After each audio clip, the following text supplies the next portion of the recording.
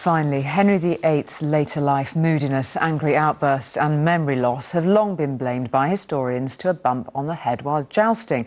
But now the science behind it has become a bit clearer as researchers compare his head injuries to those of today's sportsmen and women. Could a Tudor king's fondness for this have exposed him to the dangers of playing this?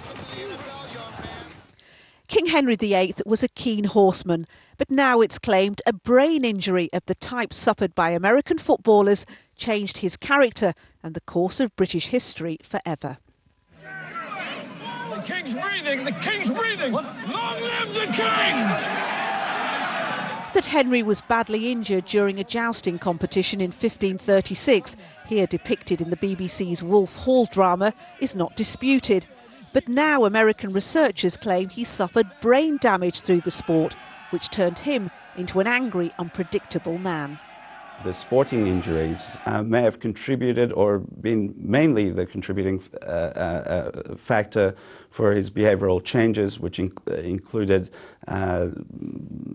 lack of planning, problems with his memory, problems with motivation and emotional dysregulation, including bouts of anger.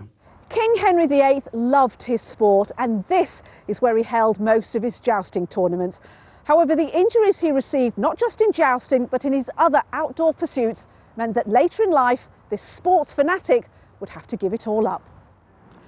And it was the frustrations of that, the pain he was suffering in his body, particularly to his legs, that contributed more to the tyrant he became, according to this Tudor historian.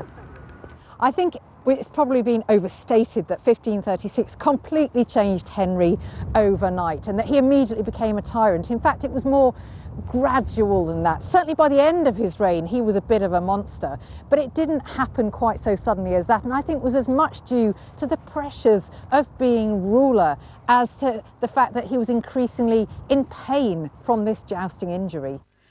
King Henry's beleaguered wives may, in retrospect, have preferred him to sit on the sidelines rather than on the saddle. Nina Nanar, News at 10.